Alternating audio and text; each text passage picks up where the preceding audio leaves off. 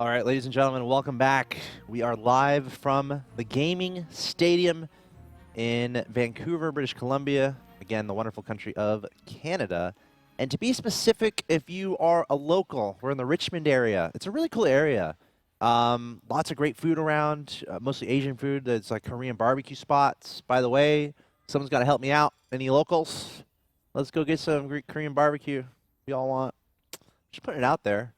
I am always excited to explore food options anywhere. So if anyone heard that message, let's hang out. But anyway, we're in a great area of Vancouver here. It's a beautiful day outside here in Vancouver. So if you're local, if you're nearby, come hang out. It's a fun day today of Starcraft. I actually saw someone in the chat asking, how do you participate from Hero S2? It's a good question because this is $1,500, 1.5K, 500 times 3, 100 times 15. It's a decent amount of money here for a StarCraft tournament. 1,500, and it's a 1v1 game. So, Rocket League we're doing tomorrow is a $500 prize pool. It's 3v3. So no matter what, you're splitting up some money there. So StarCraft is 1v1, $1,500 prize pool. That's pretty solid. First place here gets $550 you're taking home. And we have 12 participants. So Hero S2, it's a good question. My best suggestion, I think it's too late to sign up today, obviously, because the tournament is well underway. You can sign up for Rocket League still tomorrow. We have Rocket League happening here tomorrow. But my best suggestion would be to go to the website. The Gaming Stadium has an excellent website, and I'm sure it has a calendar. It lays out all their events, so you can see what games you're interested in, and then you just sign up. As you can see, beautiful graphic here at the bottom of the screen. TheGamingStadium.com, all the social media platforms. Very active on Twitter. That's a good way to follow what's going on. But follow these social channels, and then once a tournament pops up, because guess what? A tournament's going to pop up in the game that you play. I pretty much guarantee it, because I've seen the lineup they have here. They've got Counter-Strike games, League of Legends. Obviously, we're doing StarCraft today, Rocket League tomorrow. It's called the Gaming Stadium, so they're going to have competitions here, probably in the game that you play. So stay tuned to these social channels, and you'll be able to sign up for the next one that happens. And you should come out. It's a lot of fun to participate and compete. As I mentioned a little bit earlier, I just played in the PAX West Rocket League tournament for fun, and I ended up getting top 8. I've played in open StarCraft tournaments before, and maybe I don't make it terribly far, but it's a great experience. It's a ton of fun just to be in that competitive environment. You're meeting like-minded people. You're meeting other people who enjoy competing in games, and you have so much in common with them because you both spend a lot of time potentially playing games. You're meeting people that are in your local area, so you can potentially hang out afterwards. It's just a great time to go to a LAN, and here we are in Richmond, in the Richmond area of Vancouver, British Columbia, at one such venue. So I love that this exists. So please come out, come hang out, and yes, to participate, just follow the social channels and look out for those tournaments happening for your favorite game. Broken Jar says, "Damn, I should have played today. Too bad I was busy." Yeah, man, you should have played. And the tournament started at noon. So I would argue noon is past the morning. So if you were busy this morning, you could have made it, Broken Jar. But I'm happy that you're here in the chat, and we're having a lot of fun. Appreciate some of those thoughts that you're giving, because we're all learning in this game of StarCraft. We're all watching the pros. We're all watching to see how to improve our strategies. And it's such a beautiful game to just dissect and appreciate the complexities and the different decisions that can be made by all these players. Ton of fun. So here we are, game number 1. This is round number 3 between our two players currently playing on Acropolis Ladder Edition. Top left-hand location, Blue Zerg player. We have not seen him on stage yet today. He is Midday, and he's currently 2-0 in the group. So both these players are undefeated. You love to see it. In the bottom right-hand location, LaughNgamez, Terran player. We saw him in the last match win 2-0 with some battle cruising. And it's the same matchup, Terran versus Zerg, so Midday, you wonder if he was watching. And it's exciting for me right now because I have a feeling we're going to see a very close strategy to what we saw from LaughNgamez in this game, as we saw in the last game. Because it's been working. He just took out Willow 2-0 with the same strat. And what we got to see was the progression of that. In the game 1, it was not a great response from Willow, but then we saw some adjustments he made. We theorized a little bit about what he should do, but he lost again. So now Midday is going to try to face off against probably a very similar strategy. So for us, it's great intel to see what kind of responses. So, I mean, and what did we kind of come up with? I think we more or less agreed quick upgrades with Hydras can be good. But I think you have to be hitting super hard with 3-3 Hydras before 2-2 mech is done. I think is that the objective? Is that it right there, where it's like you have 3-3 Hydras against 1-1 mech, and then you Nidus the crap out of them with like 60 Hydras or something crazy, 40 to 50 Hydras and maybe a cluster of queens? Offensive spore crawlers or something, spread creep in their base? Like, what are we needing to do here to break this Terran that opens with Battlecruiser, attacks you early, and transitions into the powerful mech? What do you do? That's what we're trying to learn right now. So let's see what happens. Broken Jar in the chat saying you get the GG Lords. You get the Brood Lords. Okay. You get the Brood Lords. All right. We'll see if Midday takes that route. This I love. Absolutely. So I might be the opposite of a cheeser. Well, I will just take the fastest expansions possible. So I play random, right? So when I play Protoss, I just go fast Nexus and I see if I can hold, just for fun. Here, Midday getting his 3rd hatchery incredibly quickly.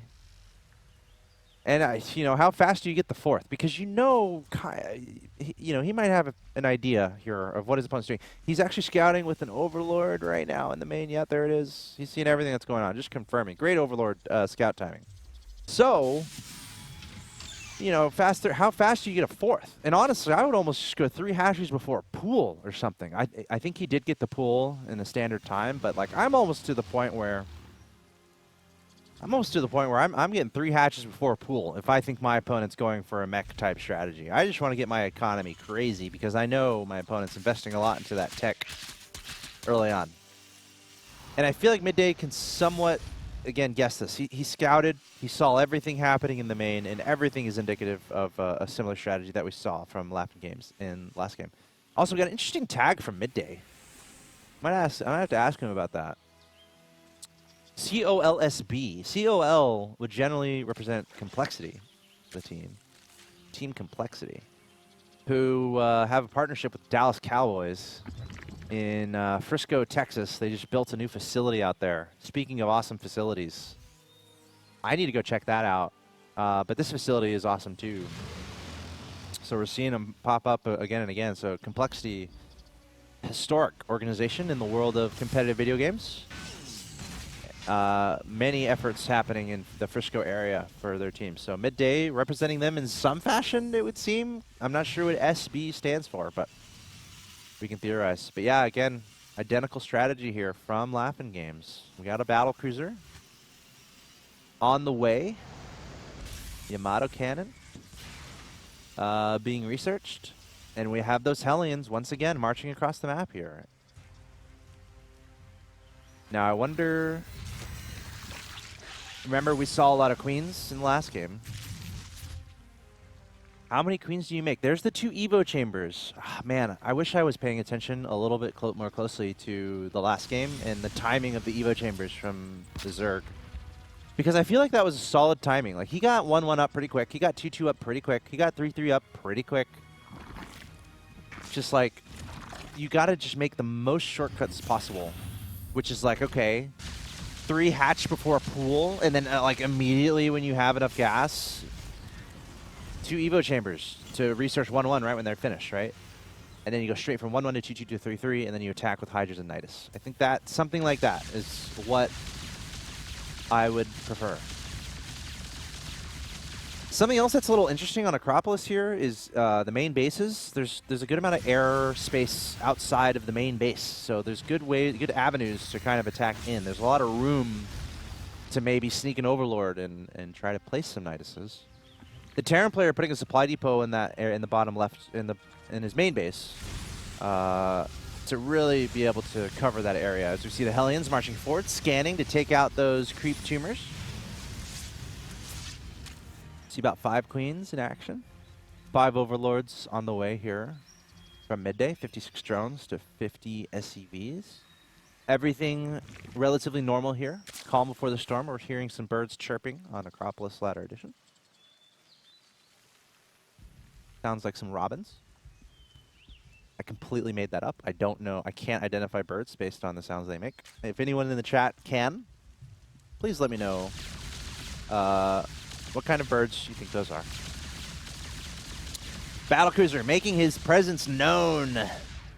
Operational. Leaving one creep tumor alive there. The scan just barely running out before he can finish that off, but trying to limit that creep spread.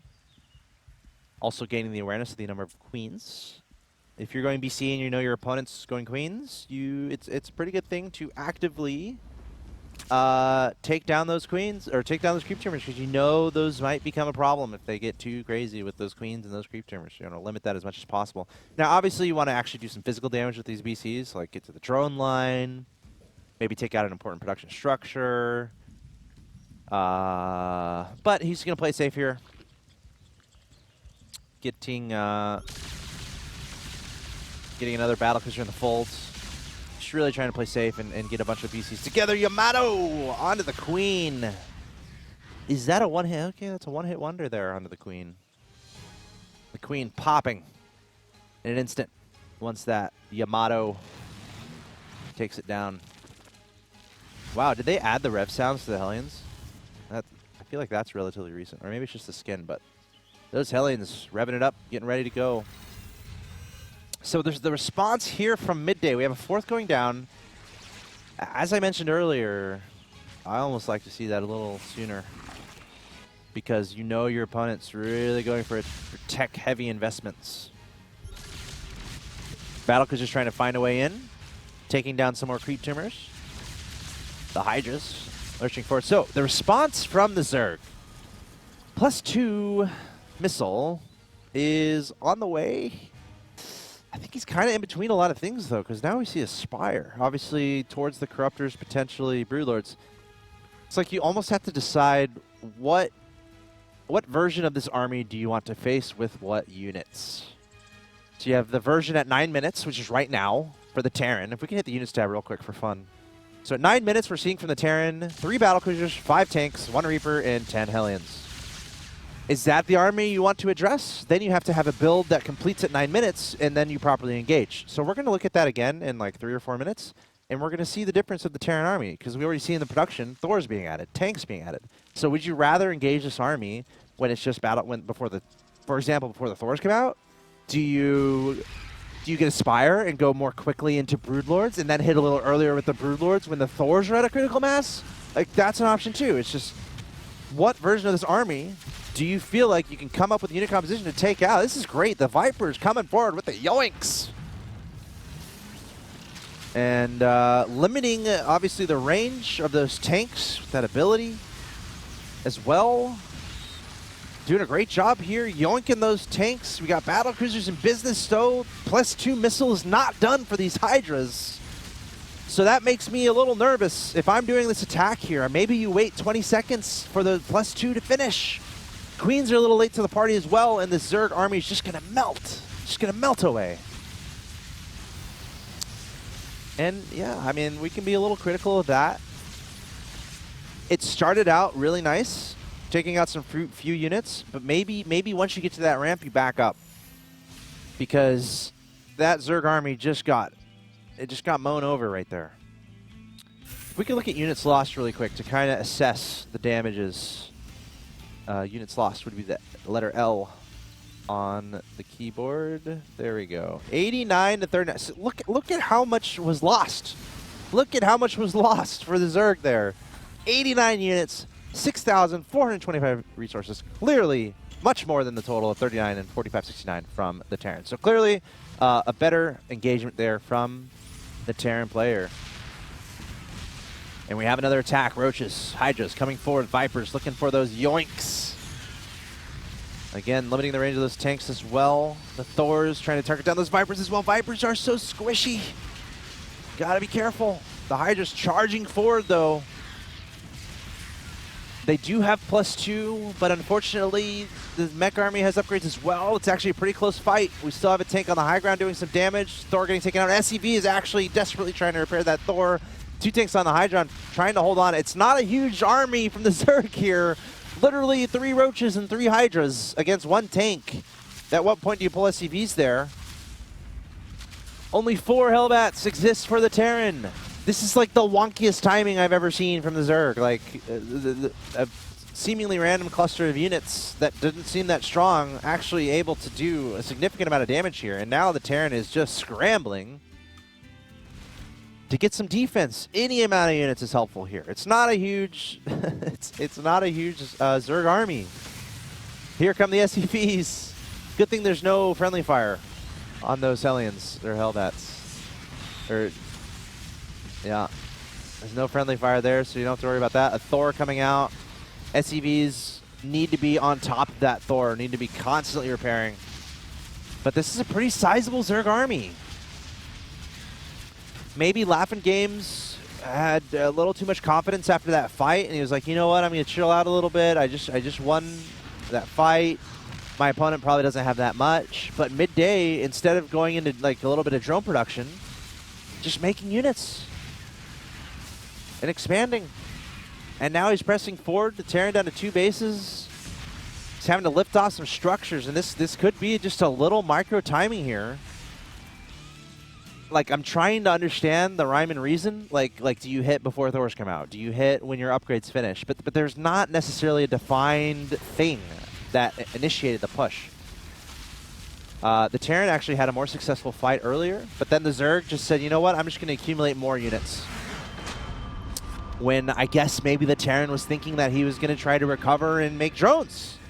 So it can come down to those narrow timings, and Midday is going to take that game. Game number 1 against LaughNgamez in this best of 3. Again, both these players undefeated in Group B coming into this match in round 3. And I'll kind of go through those standings really quick. In Group B, we have 6 players: LaughNgamez, Midday, Willow, Korn, Chris Pie, and Riken. LaughNgamez and Midday, both 2-0 coming into this tournament, or excuse me, coming into this round.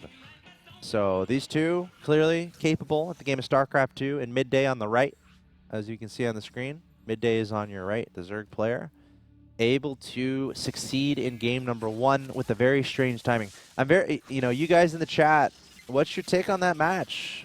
Based on what I've said there, still trying to figure it out there. It just seemed like a very weird timing, but it just worked. Maybe it was the positioning of the Terran, just ever so slightly not efficient outside that 4th base, and the Zerg was just able to take him by surprise, perhaps. The Vipers, I would say, were integral in everything that happened there, limiting the range of the tanks and pulling off the yoinks. So, very curious game there. Gives you a lot to think about, which is really fun.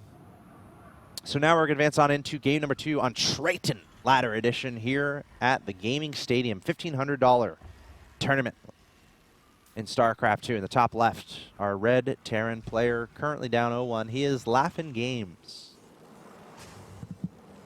Nice little Carbot emote on that command center. The bottom right, his opponent, currently up 1-0 in the series, 1 game away from taking out the round, is Midday.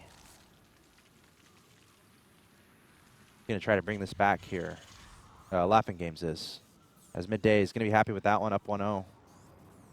Broken Jar in the chat saying, not enough tanks, and Zerg was almost maxed when he pushed. Good call on moving out. Yeah, I mean, that was that critical decision point.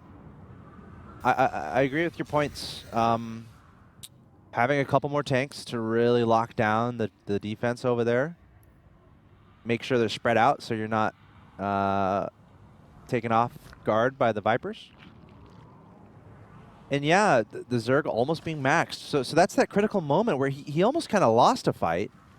And that's that critical moment there where you're like, well, do I just make a ton of units, which can be very committed? That's a committed decision. You almost have to do a ton of damage. It's risky. It's almost risky versus making a decision to like, okay, well, let's fall back. Let's focus on upgrades. Let's get another base. He poured everything into just a huge army and clearly hit at a timing that LaughNgamez did not expect.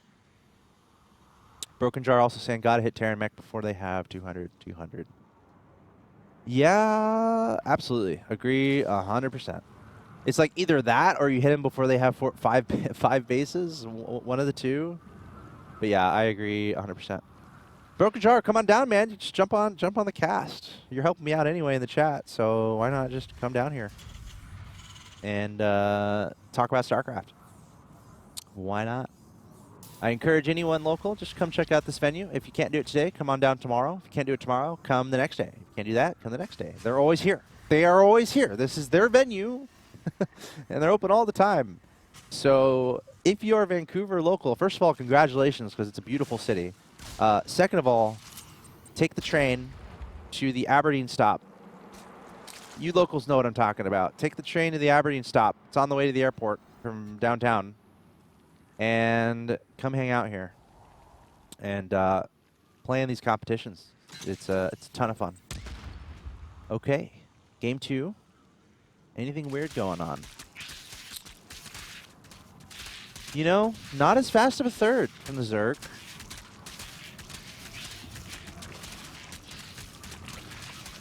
Not as fast of a third. Broken Jar in the chat saying, cross the street from the stop. Yep. Game Stadium is across the street from the Aberdeen stop. Not only that, there's a Tim Hortons next door. They had a 2-for-5 breakfast sandwich deal. So I had a couple sandwiches this morning from Tim Hortons. I got some coffee. And I'll be honest, I had a strawberry banana smoothie. I did that too. I got some fruit in the system. And that's right next door to the venue, so that was pretty nice. And again, there's a bunch of incredible, you have some Korean barbecue places out here, Chinese food. I need to investigate all that. I need a local expert to take me around, so please, someone, let's go get some food somewhere. That'd be a lot of fun. But I will be investigating that and reporting back tomorrow, at least, on some other local stuff. But it's a great area over here.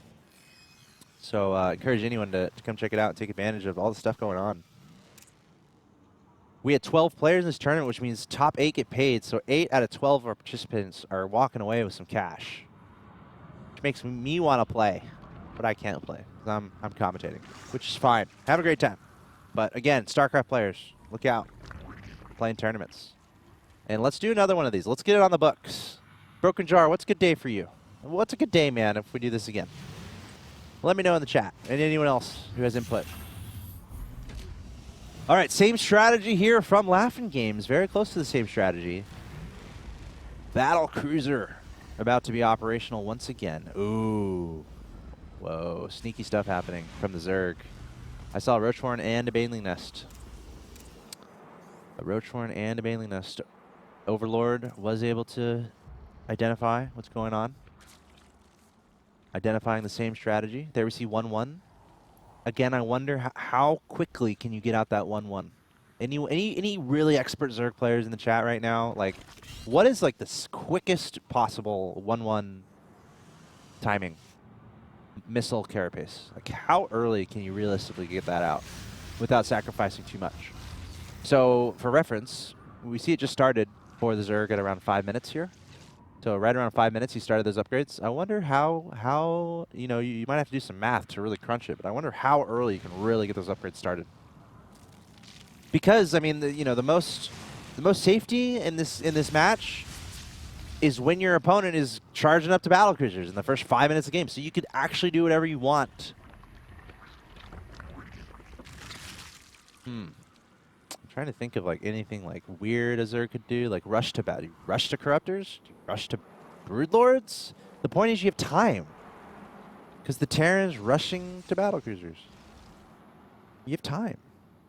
You got time to do whatever you want. So NYKSC in the chat says 5 minutes is probably the best, to be honest. It depends how many drones you keep on gas. Okay, that's fair. Which is what we saw. That's what we saw from Midday. So we're theorizing that he pretty much got that out as fast as he could realistically. So it's important here also to start 2-2, I would presume. Again, please disagree with me if you want. But I assume you want to start 2-2 right away. So the layer is done. So he has that ability. We have some Hellbats coming forward. So let's keep an eye on those 1-1 upgrades. Is he going to get 2-2 right away? We're gonna look at that very closely. Queen's coming forward. Defend against this battlecruiser. Targeting this hatchery.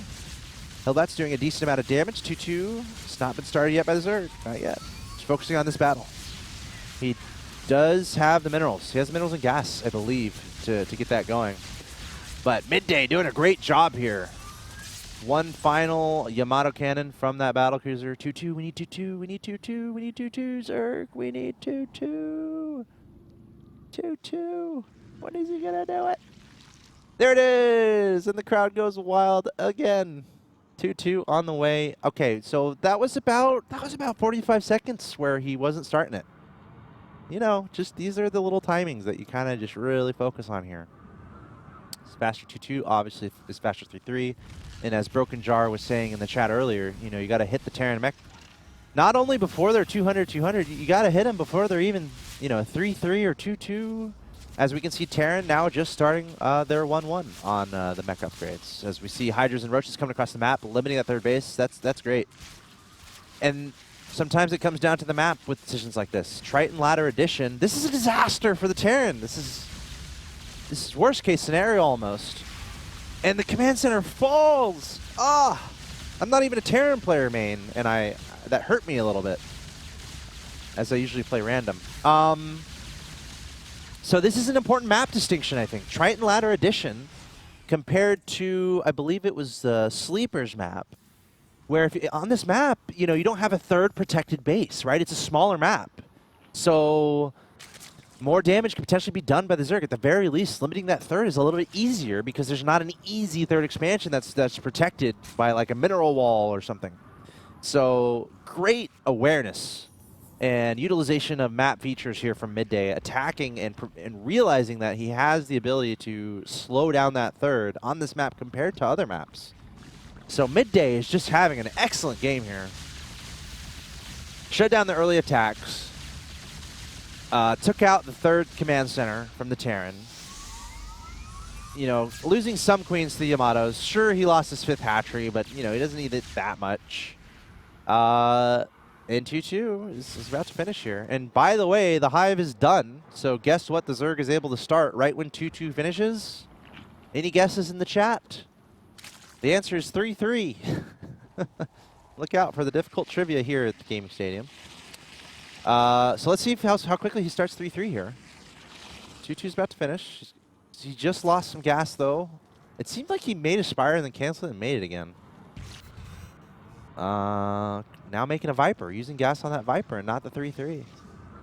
All right. He has a Hive, so he can do it. But now trying to get gas back up. Command center, and very ambitious command center. Just trying to settle on that base. But Midday is going to have none of it. Meanwhile, battlecruisers trying to attack that third base. Kind of a weird base trade situation. The Thor is kind of running out on its own. No SCVs to repair, and this is actually a sizable army from the Zerg, Roaches and Hydras. He doesn't even need 3-3. He's just attacking with 2-2, investing as much as he can into units, so that's a critical moment there. You know, he could have started 3-3 right away, but that's an investment into later in the game. Instead of that, he wanted to use all of his resources to get units right now, because he wants to finish this game right now. So not as big of an investment into later in the game. He is pouring all of his resources into this attack, taking out that third base. Once again, battlecruiser being annoying, but he gets taken out. Only one battlecruiser remaining. There's one Thor, and there's SCVs making a campfire around that Thor, trying to repair him, keep him alive. That's not going to be enough, and Midday is going to take the victory. Wow, that was fun. Nice sportsmanship, going over, shaking the hand. A wry smile. He looks a little confused. But he'll be fine. Great play there for Midday. And honestly, to be selfish, can I be selfish? I'm gonna be selfish right now. I enjoyed that because we got to learn more about that strategy. In the match that we saw previously, it was Willow against LaughNgamez. LaughNgamez, he won 2-0 with that strategy. But then we just saw Midday, and we were asking the question: how do you handle this strategy from LaughNgamez? What do you do? And we saw a great display from Midday on exactly how to handle that. I feel like game 2 is much more about the map and the size of the map and being very aware of that third and really limiting that third. Whereas game 2 was certainly much closer and came down to maybe some mispositioning of the tanks of the Terran. But either way, Midday is going to be super happy about that. He's going to be 3-0 in his group right now. In Group B, again, the top 4 from each group will be advancing. And that might even mathematically secure his spot in the top 4. I'm pretty sure. Someone can do the math in the chat, but I'm pretty sure that guarantees him top 4. So LaughNgamez is going to fall down to 2-1, still at a good standing in the group, but we have plenty more matches to come. We're currently covering the round-robin group stage of this tournament. 2 groups of 6 will be whittled down to a double elimination bracket of 8 players. The top 4 from each group will advance to double elimination bracket, and we're doing it all day today. $1,500 on the line for these players. So we're going to go for a while here. So, if you're local, come on down, come hang out. It's a really cool venue, really cool area. I'm sure you can play on these PCs. There's probably no problem. And you can come hang out. So, we're going to keep it going here from the Gaming Stadium in Vancouver, British Columbia. We're going to take a short break. When we come back, it's going to be round 4, and we're going to be continuing with the round-robin play. Stay tuned.